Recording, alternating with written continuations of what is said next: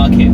Today I'm going to look at what it's like to daily drive a Lamborghini Gallardo. Now I've been daily driving an 06 Gallardo for about a year now, so I've gotten some experience about the ups and downs of daily driving it. Now the Gallardo is a great car. It gets a lot of attention, it's a lot of fun to drive, it makes a great noise, a great sound. The real issue though is how practical it is to drive on a daily capacity. Now, obviously there are advantages and disadvantages. The advantage is that the car is really nice. There are, however, some considerations you need to bear in mind if you're going to daily drive it. So the first major consideration you need to think through is basically how maneuverable do you need the car to be. So the Gallardo isn't the most maneuverable in the world. At low speeds it has a huge turning circle, which can be super inconvenient if you've got a tight parking spot or a tight parking space. And in particular, if you've got really narrow ramps for your parking space, it's pretty easy to curb your wheels. So for that reason, if you need maneuverability, the car might run into some issues for you. Furthermore, our second issue is visibility. Now the rear visibility is pretty terrible, but otherwise visibility is actually okay. So while there's not that much visibility out the rear window, the side mirrors are actually surprisingly useful and give you a surprisingly decent idea of what's going on around. Furthermore, visibility out the front is extremely good, in that you get a good sense of how long the car is, what dimensions it is, and whether you're going to run into issues. So for that reason, visibility is actually better than you would expect, and adds to actually practicality, even though the maneuverability isn't quite there. Now the third issue is in terms of storage space and luggage capacity. Now basically there is not very much. There's a front trunk, but it gets filled up really easily. There's not much storage space otherwise. The glove box is tiny. There's a storage bins behind the seats, but it won't really take much and won't really secure much in terms of luggage. So for that reason, it won't store very much. Now if you need to transport a lot for work or for whatever other reason, the Gallardo may not be the best car for you. It's not going to hold golf clubs, or at least will be very difficult. Definitely not golf clubs and another passenger. So basically transporting stuff is not going to be so easy if that's going to be necessary. If you've got an office job where you're just transporting a laptop or something, it's perfectly okay for that. Alright, now the fourth issue is in terms of attention. Now to begin with, it's flattering when people give the car attention, or at least it is kind of nice. However, after a while it quickly gets old.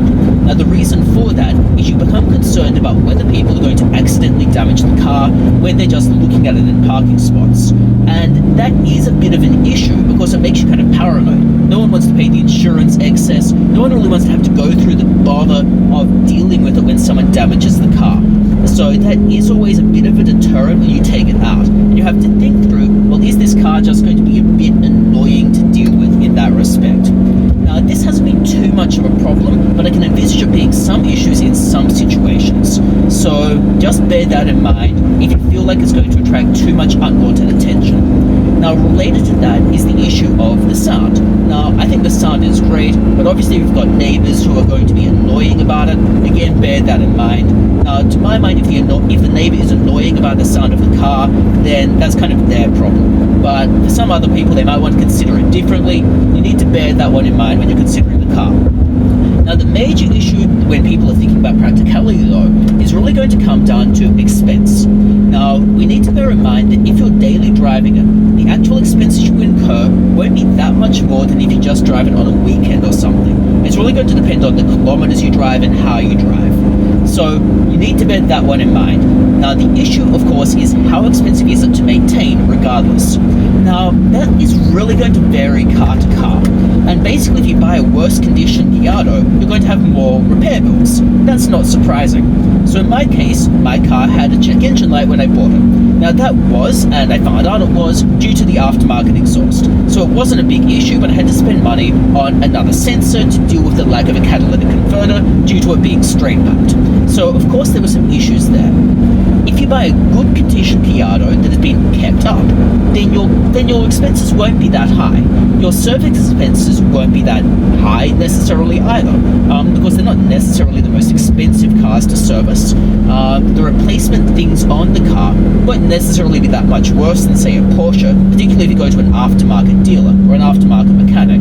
So you really won't go through that much money compared to other cars unless it's in bad condition. And if it's in bad condition, then you pay a lower price to begin with, so it works out in the end to some extent.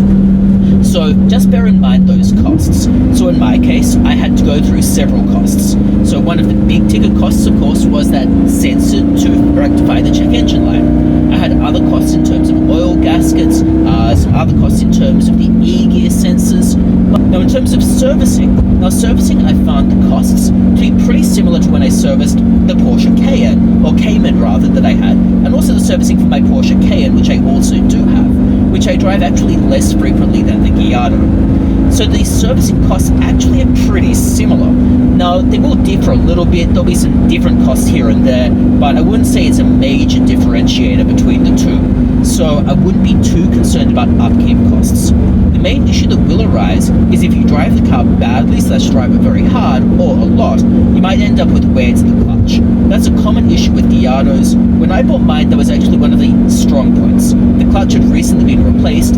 It still has quite a lot of wear left on it, i.e. quite a lot of life left on it, so I don't envisage that being an expense anytime soon. So for that reason, I don't envisage too many more expenses now that I've fixed up the initial problems that had existed with my car.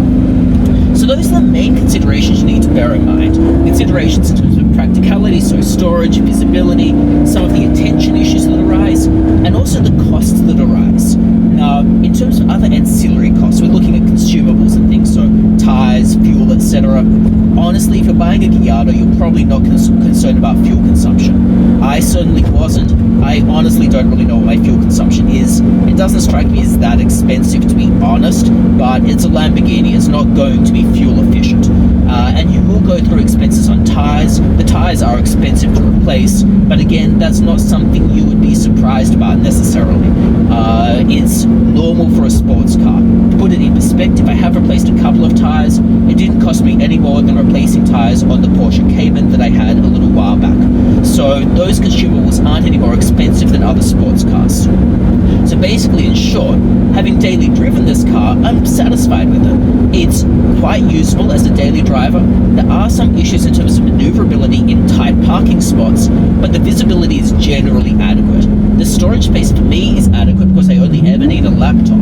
It's quite fine driving around the city, notwithstanding the attention it sometimes gets, and I haven't found it that expensive to run. So I hope this has given you some insight into what it's like to daily drive a Lamborghini Gallardo, and why I think it's actually quite a good daily driver, and why I'd continue to daily drive a car like this, perhaps a replacement or a more modern version of this in the future. So I hope the video has been interesting to you. If it has, it'd be great if you click the like and subscribe buttons, and I hope to see you next time.